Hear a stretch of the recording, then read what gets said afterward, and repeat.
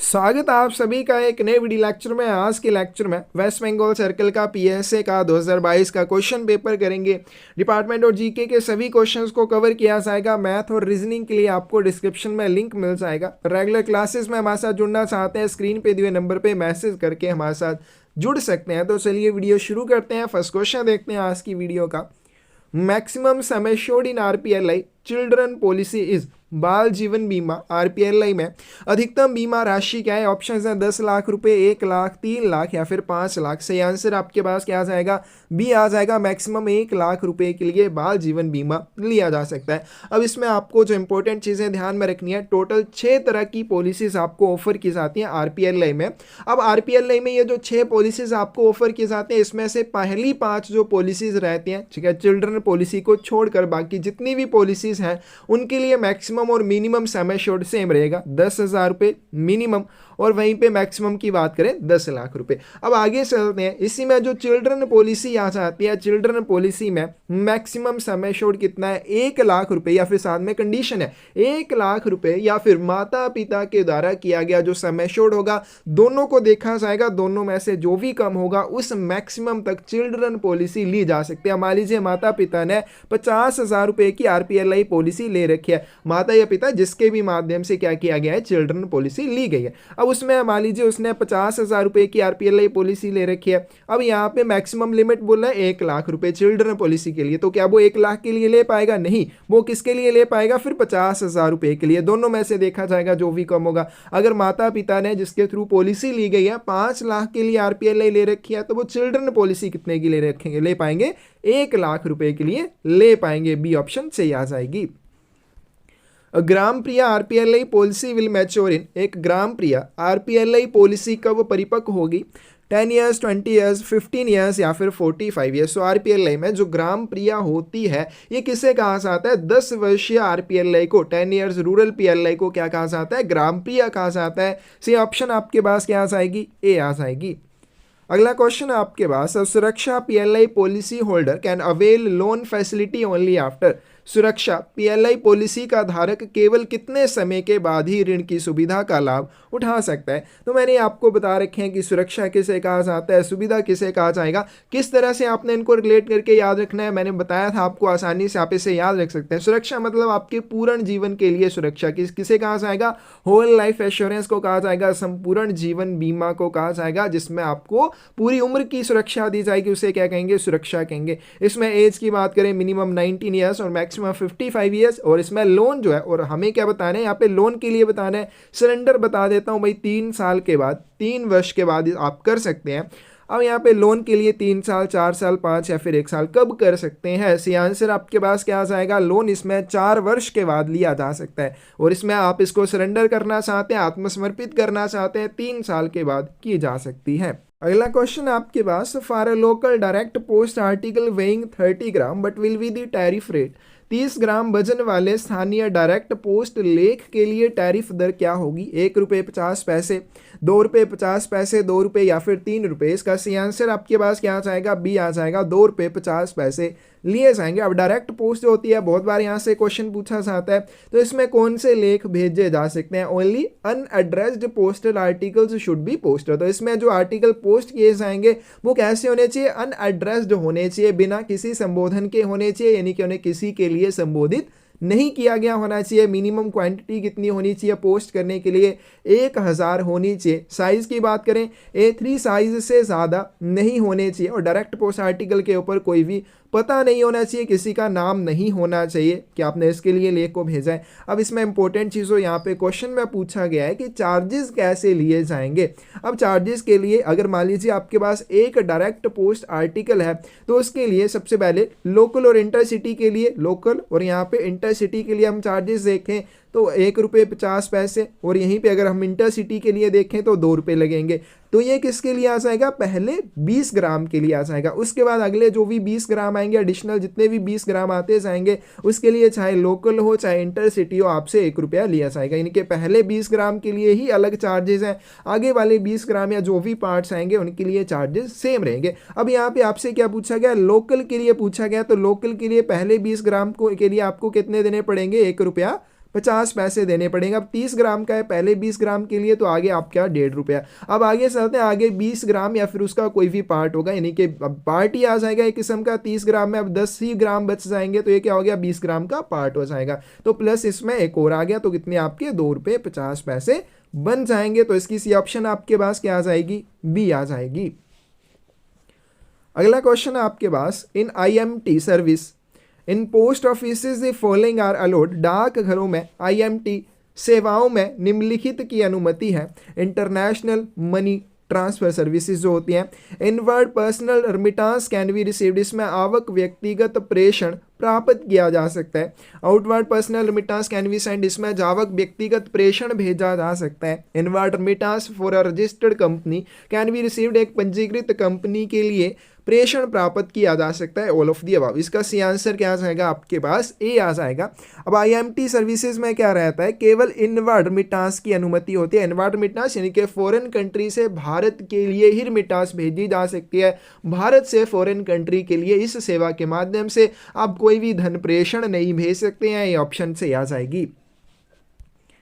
अगला क्वेश्चन है आपके पास, minimum amount for opening a post office time deposit account is, डाकघर सावधि जमा खाता खोलने के लिए न्यूनतम राशि क्या है, 100 रुपये, 500 रुपये, 1000 रुपये या फिर 10 रुपये। सी आंसर आपके पास क्या आ जाएगा, सी आ जाएगा। टाइम डिपॉजिट अकाउंट जो है वो मिनिमम 1000 रुपये से खोला जा सकता है। इससे ज़्यादा का खोलना चाहते हैं 100 रुपीज़ के गुणांक में आप खोल सकते हैं, यानी कि 1100, 1200, 1300 इस तरह से ये खोलना जा सकता है। आगे चलते हैं, total face value of stamps available in 1 my stamp sheet is, एक माई स्टैम्प शीट में उपलब्ध डाक टिकटों का कुल अंकित मूल्य क्या होता है, 60 रुपये, 120 रुपीज़, 300 या फिर 90 रुपीज़। से आंसर आपके पास क्या आ जाएगा, ए आ जाएगा 60 रुपीज़। अब यहाँ पे देखो, सबसे पहले एक माई स्टैम्प की जो शीट होती है उसकी कीमत होती है 300 रुपये, ठीक है, 300 रुपये एक माई स्टैम्प शीट की कीमत होती है। अब एक माई स्टैम्प शीट में टोटल 12 स्टैम्प्स होती हैं, 12 डाक टिकट होते हैं। हर एक डाक टिकट का मूल्य कितना रहेगा, 5 रुपये, यानी कि ये जो 12 टिकट होंगे 5-5 रुपये के होते हैं। तो टोटल इनकी कितनी वैल्यू हो जाएगी, 12 गुना 5 करेंगे 60 हो जाएगी। ये मत समझना, अब 60 रुपये की एक माई स्टैम्प शीट बन जाएगी।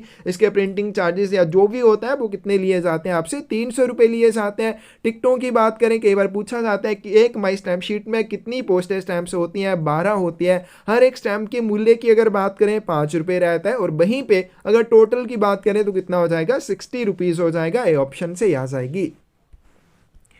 अगला क्वेश्चन आपके पास, but is PBE in export of commercial items through postal channel, डाक माध्यम से वाणिज्यिक वस्तुओं के निर्यात में PBE का क्या अर्थ आ जाएगा, postal bill of export, postal board of exchange, postal wallet exchange या फिर पार्सल बिल ऑफ एक्सपोर्ट। इसका सी आंसर आपके पास क्या आ जाएगा, पोस्टल बिल ऑफ एक्सपोर्ट आ जाएगा। ए ऑप्शन से हो जाएगी।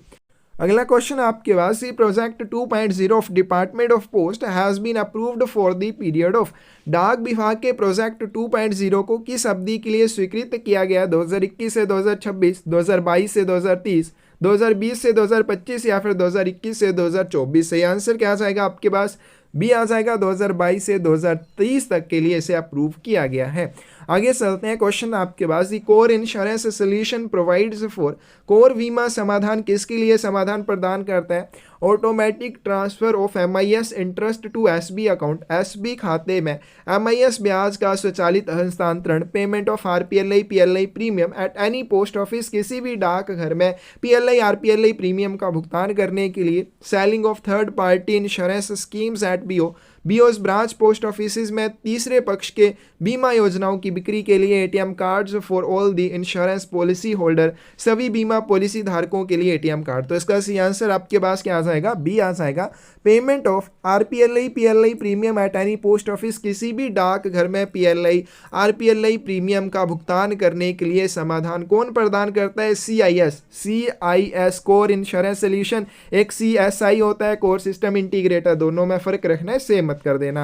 अगला क्वेश्चन आपकी पास, employee self service portal is part of, कर्मचारी स्वयं सेवा पोर्टल किसका हिस्सा है, कोर बैंकिंग सोल्यूशन का, कोर सिस्टम इंटीग्रेटर सोल्यूशन का, इंडिया पोस्ट विजिबिलिटी सिस्टम का, फाइनेंशियल सिस्टम इंटीग्रेटर सोल्यूशन का। सही आंसर आपके पास क्या आ जाएगा, बी आ जाएगा, कोर सिस्टम इंटीग्रेटर सोल्यूशन का ये हिस्सा है।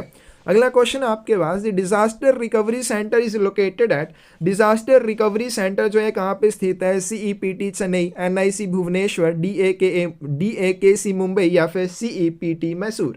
इसका सही आंसर क्या हो जाएगा आपके पास, डी हो जाएगा, CEPT मैसूर में ये स्थित है। और कब से वहाँ पे कार्यरत है, 15/5/2015 से।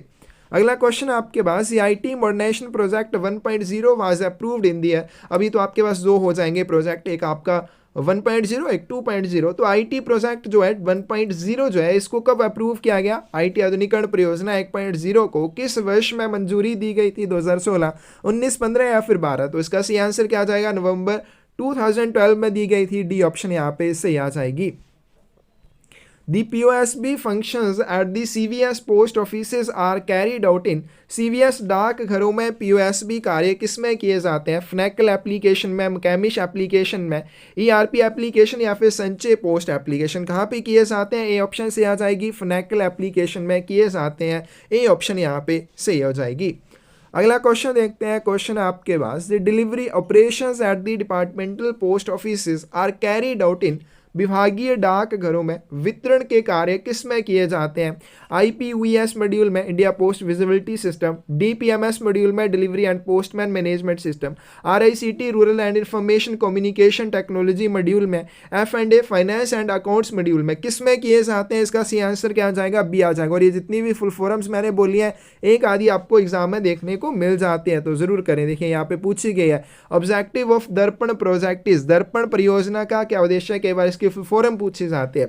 तो फर्स्ट है induct technology and modernise all RMS offices, जितने भी RMS कार्यालय हैं उन सभी का आधुनिकीकरण और प्रौद्योगिकीकरण करना। सेकंड यहाँ पे है induct technology and modernise all head offices, सभी प्रधान डाक घरों का आधुनिकीकरण और प्रौद्योगिकीकरण करना। Induct technology and modernise all administrative offices, सभी प्रशासनिक कार्यालयों का आधुनिकीकरण और साथ में प्रौद्योगिकीकरण करना। या फिर induct technology and modernise all BOs, सभी ब्रांच पोस्ट ऑफिसेज का आधुनिकीकरण करना और प्रौद्योगिकीकरण करना। सी आंसर क्या आएगा आपके पास, दर्पण प्रोजेक्ट जो किससे संबंधित था, ब्रांच पोस्ट ऑफिस से, शाखा डाकघरों से संबंधित था, डी ऑप्शन से आ जाएगी। अगला क्वेश्चन आपके पास, CEPT स्टैंड्स फॉर, CEPT का क्या अर्थ आ जाएगा, centre entity for postal training, centre for education and professional training, centre enterprise for postal transformation, centre for excellence in postal technology. से आंसर क्या आ जाएगा, डी ऑप्शन यहाँ पे से आ जाएगी, centre for excellence in postal technology.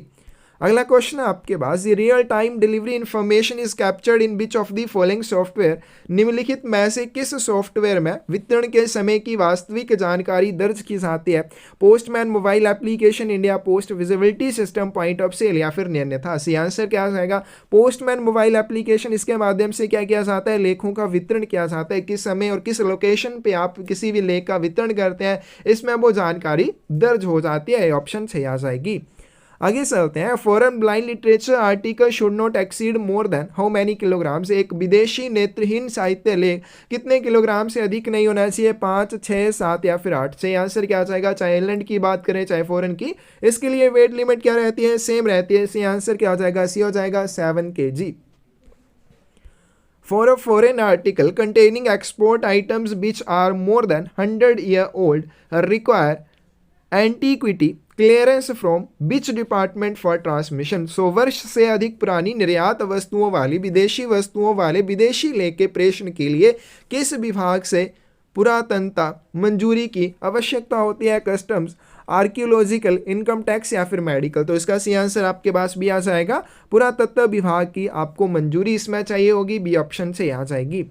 अगला क्वेश्चन आपके पास, the general maximum limit of weight for a foreign parcel is in kilograms, एक विदेशी पार्सल के लिए वजन की सामान्य अधिकतम सीमा कितने किलोग्राम है, 30, 35, 20 या फिर 25। से आंसर क्या आ जाएगा आपके पास, ये आ जाएगा 20 kg।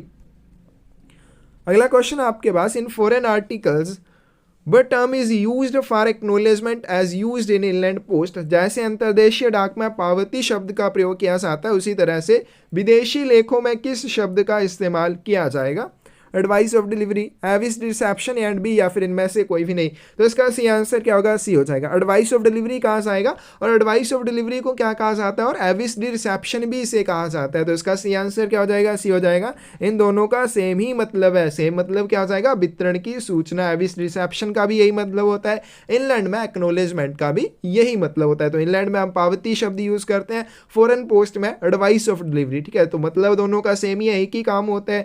अगला क्वेश्चन आपके पास, and foreign article superscribed as will contain blind literature, किस सुपरी लेख वाले विदेशी लेख में अंध साहित्य शामिल होगा। ऑप्शंस है नैनोग्राम्स, उसके बाद आपके पास कंग्राम्स, सिकोग्राम्स, या फिर इनमें से कोई भी नहीं। सी आंसर क्या आएगा, सी आ जाएगा। जब इंलैंड पोस्ट में कोई भी ब्लाइंड लिटरेचर पैकेट भेजा जाता है, उसके ऊपर क्या लिखा जाता है, ब्लाइंड लिटरेचर पैकेट लिखा जाता है।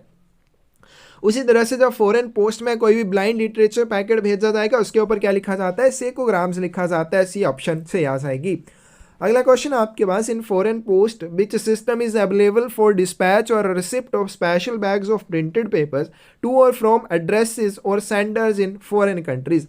विदेशी डाक में कौन सी प्रणाली उपलब्ध है जिसमें प्रिंटेड पेपरों के विशेष थैले विदेशी देशों को या विदेशी देशों से प्राप्तकर्ताओं या प्रेषकों द्वारा भेजे या फिर प्राप्त किए जाते हैं। Walk bag, axis bag, red bag या फिर ब्लू बैग। से आंसर आपके पास क्या आ जाएगा, वल्क बैग उसे कहा जाता है। ये ऑप्शन से आ जाएगा। वल्क बैग में मोस्टली क्या पूछा जाता है कि इसका वजन जो है कितने से कम नहीं होना चाहिए, 5 kg से कम नहीं होना चाहिए, और कितने से ज़्यादा नहीं होना चाहिए, 30 किलोग्राम से ज़्यादा नहीं होना चाहिए। अगला क्वेश्चन आपके पास, manufacture and use of fictitious postage stamps for any purpose is an offence punishable under which section of Indian penal code.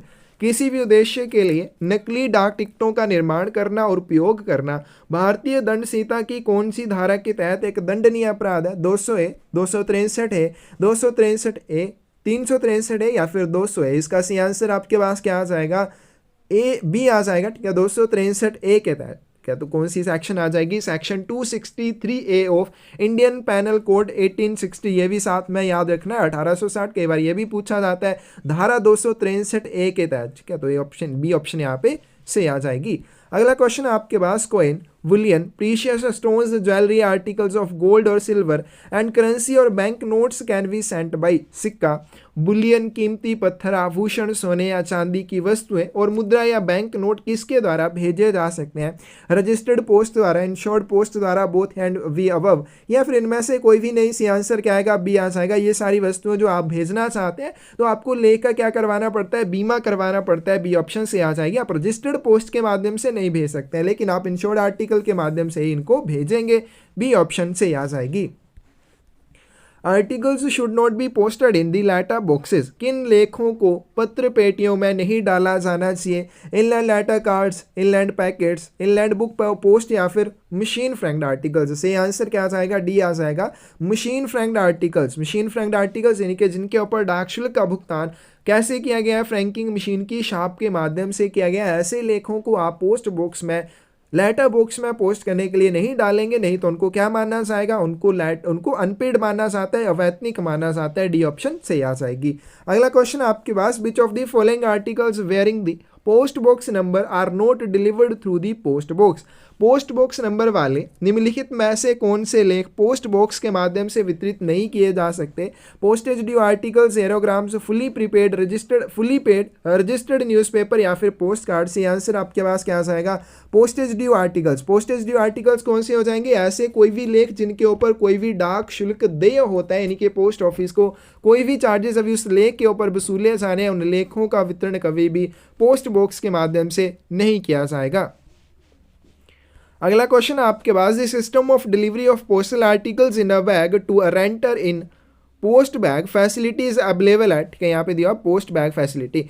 तो एक किराएदार को एक बैग में डाक सामग्री की डिलीवरी की व्यवस्था, यानी कि जो पोस्ट बैग सुविधा होती है, वो कहाँ पे उपलब्ध होगी, सभी डाक घरों में। All delivery post office, selected post office only या फिर selected city post office only. C answer क्या आ जाएगा, ये सुविधा जो है आपके सभी वितरण डाकघरों में उपलब्ध होती है। तो यहाँ पे बी ऑप्शन जो है सही आ जाएगी।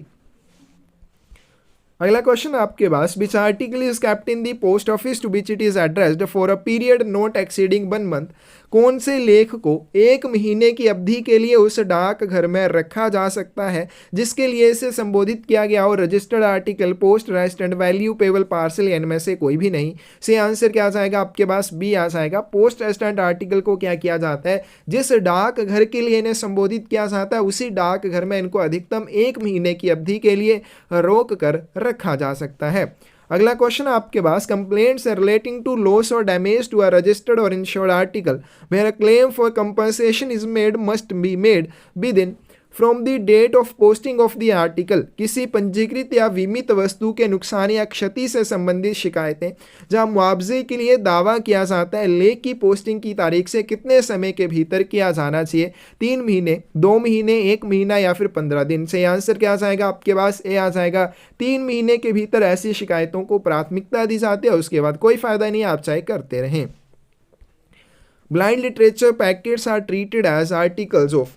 अंधसाहित्य पैकेट को किस लेख के रूप में माना जाता है, फर्स्ट क्लास मेल के रूप में, second class mail, seasonal mail या फिर all of the above. C answer क्या आ जाएगा आपके पास, बी आ जाएगा। द्वितीय श्रेणी की डाक के रूप में इसे माना जाता है। फर्स्ट क्लास में तो आपके 3 ही तरह के लेख आते हैं, लेटर्स, पोस्ट कार्ड और इनले लेटर कार्ड। बाकी सभी द्वितीय श्रेणी की डाक में गिने जाते हैं। बी ऑप्शन से आ जाएगी।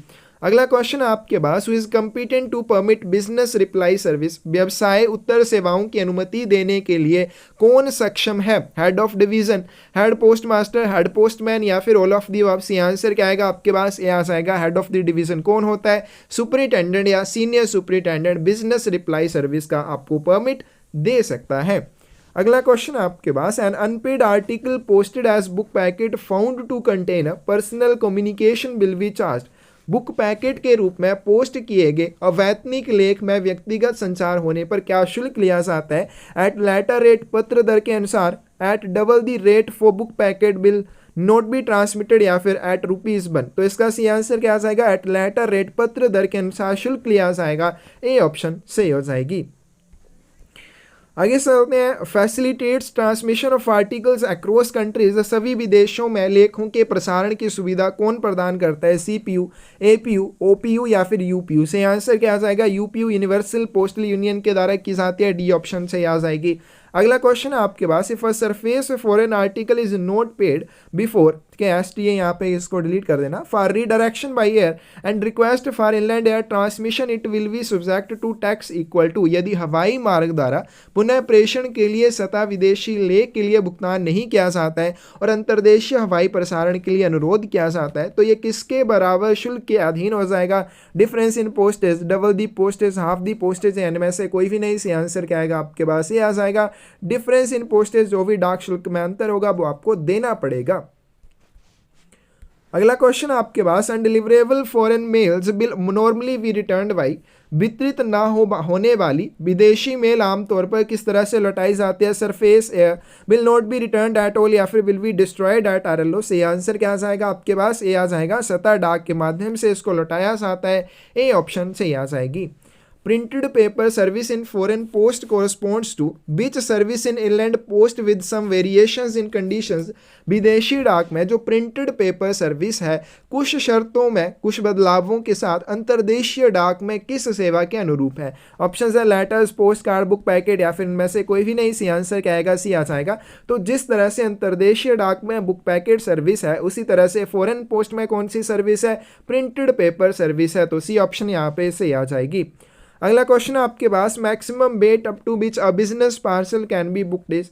अधिकतम वजन जिस तक एक व्यावसायिक पार्सल बुक किया जा सकता है, 45 kg, 35 kg, 25 या फिर 50 kg।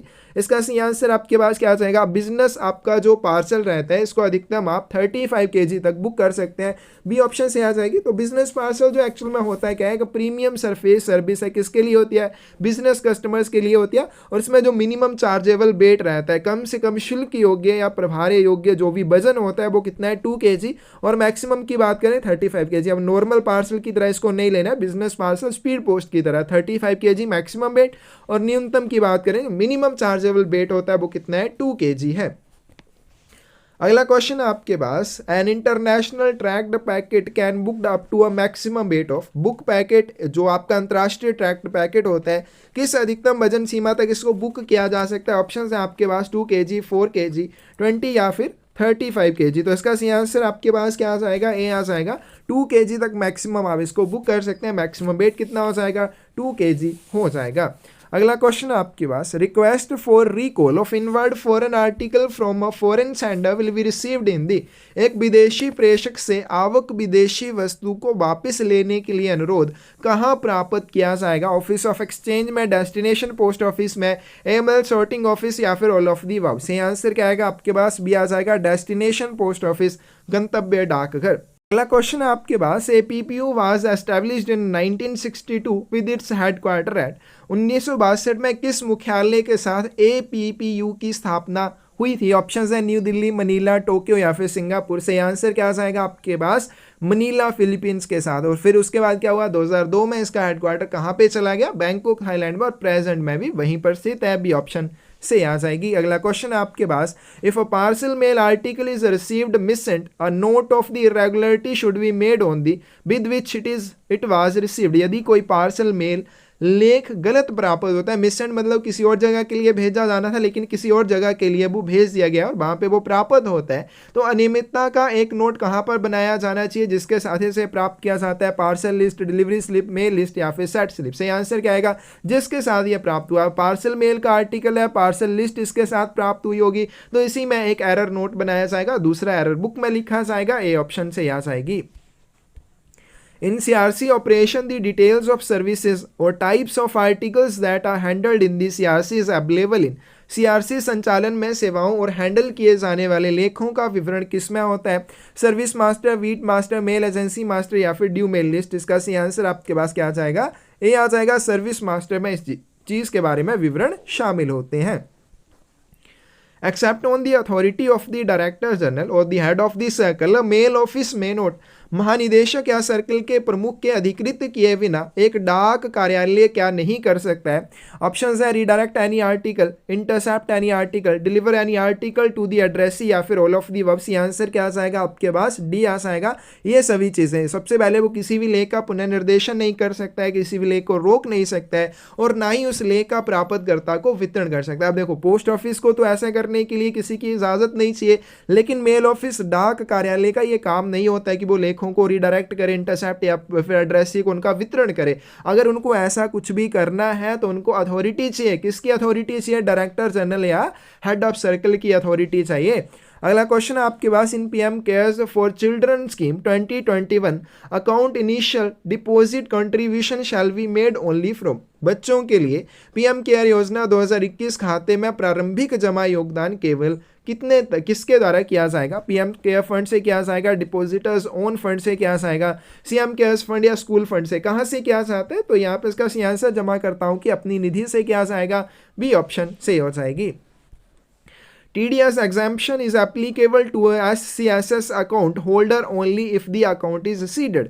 SCSS खाता धारक के लिए TDS छूट तभी लागू होती है जब खाता जो किस चीज़ से जुड़ा होना चाहिए? 15G या 15H से, AG 6H से जुड़ा होना चाहिए, 16G या 16H से, 14G या 14H से। किससे जुड़ा होना चाहिए? तो इसका सही आंसर आपके पास क्या आ जाएगा? ए आ जाएगा। 15G या 15H से वो जुड़ा हुआ होना चाहिए। अगला क्वेश्चन आपके पास, MS-94 इन पोस्ट ऑफिसेज, डाकघर में MS-94 क्या होता है? Complaint and suggestion book, postman book, BO general या एरर बुक। सही आंसर क्या आएगा? ये आ जाएगा कंप्लेंट्स एंड सुजेशन बुक। और ये कहाँ पे उपलब्ध होती है? सभी डाकघरों में उपलब्ध होती है। जनता के सदस्यों को बिना उनके मांगे, क्या डाकघर के कामकाज के घंटों के दौरान उनके लिए उपलब्ध रहती है। ये ऑप्शन से आ जाएगी। अगला क्वेश्चन देखते हैं आपके पास, which article is kept in the post office to which it is addressed for a period not exceeding 1 month. कौन से लेख को डाकघर में रखा जा सकता है जिसे 1 महीने से अधिक की अवधि के लिए संबोधित किया गया हो? Postal authority, custom authority, tax authority या बुकिंग ऑफिस। आंसर आपके पास बी आ जाएगा, कस्टम अथॉरिटी। और लास्ट क्वेश्चन आज की वीडियो का, early village return will be taken during the first 14 days of the month of which month in each year, प्रत्येक वर्ष में किस महीने के पहले 14 दिनों के लिए वार्षिक ग्राम विवरणी बनाई जाती है? जनवरी, फरवरी, मार्च या फिर अप्रैल? सही आंसर क्या आ जाएगा आपके पास? भी आ जाएगा फरवरी मंथ के पहले 14 दिनों के लिए इसको बनाया जाता है। कब से? 1 फरवरी से लेके 14 फरवरी तक। कौन से फोरम के ऊपर बनती है? इंपॉर्टेंट है, MS 88 के ऊपर उसको बनाया जाता है। तो ये थे आपके डिपार्टमेंट के क्वेश्चंस। अभी चलते हैं जीके वाले क्वेश्चंस भी कर लेते हैं। तो जीके का फर्स्ट क्वेश्चन है आपके पास, which among the following is not a Himalayan river? इनमें से कौन सी हिमालयी नदी नहीं है? तो इसका सही आंसर आपके पास बी आ जाएगा, गोदावरी। अगला क्वेश्चन है आपके पास, land mass which is surrounded by the water on 3 sides is known as. तो 3 तरफ से पानी से घिरे हुए भूभाग को क्या कहा जाता है? पेनिनसुला कहा जाता है, प्रायद्वीप कहा जाता है। Which among the following option is considered as the 3 organs of the government? निम्नलिखित में से किस विकल्प को सरकार के 3 अंग के रूप में माना जाता है? इसका सही आंसर आपके पास ये आ जाएगा, लेजिस्लेचर, ठीक है, जुडिशरी और एग्जीक्यूटिव। विधायिका, न्यायपालिका और कार्यपालिका को क्या माना जाता है? सरकार के 3 अंग माना जाता है। अगला क्वेश्चन आपके पास, which among the article of the constitution contain the right to life and personal liberty? संविधान के किस अनुच्छेद में जीवन और व्यक्तिगत स्वतंत्रता का अधिकार शामिल है? आर्टिकल 21, 14, 19 या फिर 25? सी आंसर आपके पास क्या आ जाएगा? आर्टिकल 21 में इस चीज के बारे में दिया गया है। The FIFA world cup football 2022 is hosted by which among the following country? FIFA विश्व कप फुटबॉल 2022 की मेजबानी निम्नलिखित में से किस देश द्वारा की गई है? तो इसका सही आंसर आपके पास क्या आ जाएगा? डी आ जाएगा, कतर के द्वारा की गई है। अगला क्वेश्चन है आपके पास, who among the following is the first communication minister of India? निम्नलिखित में से कौन भारत के प्रथम संचार मंत्री थे? सही आंसर क्या आ जाएगा? रफ़ी अहमद किडवाई। क्या आपकी RAKNPA, Rafi Ahmed Kidwai national postal academy भी इन्हीं के नाम से है। तो डी ऑप्शन यहाँ पे से आ जाएगी। विच among the following is not a classical language? इनमें से कौन सी शास्त्रीय भाषा नहीं है? हिंदी। तो इसका सही आंसर आपके पास ए आ जाएगा, 67 की ए ऑप्शन। अगला क्वेश्चन है, the quit India movement started in which year? Bharat छोड़ो आंदोलन जो कब शुरू हुआ? 8 अगस्त 1942 में हुआ। सी ऑप्शन से आ जाएगी। अगला क्वेश्चन आपके पास, ethics is the science of? नैतिकता किसका विज्ञान है? सी आंसर आपके पास डी आ जाएगा, आचरण का। और लास्ट क्वेश्चन है आज की वीडियो का, विच among the following is best describes ethics? निम्नलिखित में से कौन सा नैतिकता का सबसे अच्छा वर्णन करता है? इसका सही आंसर सी आ जाएगा, standards of what is and what can be good conduct. तो इसका अच्छा आचरण क्या है और क्या हो सकता है, इसके मानने को क्या कहा जाएगा? एथिक्स, नैतिकता कहा जाएगा। तो ये था वेस्ट बंगाल सर्कल का PSA का 2022 का क्वेश्चन पेपर। किसी भी क्वेश्चन में आपको कोई गलती लगे या फिर किसी भी क्वेश्चन का आंसर लगे गलत बताया गया है, कमेंट सेक्शन में जरूर उस चीज़ के बारे में बताएं। और रेगुलर क्लासेस में हमारे साथ जुड़ना चाहते हैं, स्क्रीन पे दिए नंबर पे मैसेज आप हमें कर सकते हैं। मैथ और रीजनिंग के लिए आपको जो मिल जाएंगे डिस्क्रिप्शन में लिंक, तो उनके माध्यम से आप वो भी कर सकते हैं। धन्यवाद।